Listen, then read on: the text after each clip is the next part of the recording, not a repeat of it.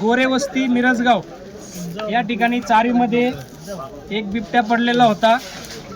सर्व लोकांमध्ये दहशतीचं वातावरण होतं, परंतु फॉरेस्ट विभागाचे ऑफिसर शेळके साहेब व पुणे, बारामती आणि दौंड या ठिकाणीहून आलेली रेस्क्यू टीम, सर नाव सांगा तुमचं?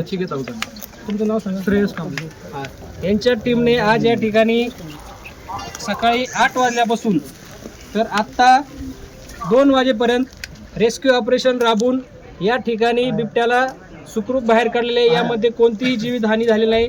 त्यामुळे वन विभागाच्या सर्व अधिकारी कर्मचारी व या रेस्क्यू टीमचे मी मिरजगाव परिसरातील ग्रामस्थांच्या वतीने व अहिल्यानगर पोलीस दलाच्या वतीने खूप खूप आभार मानतो। धन्यवाद।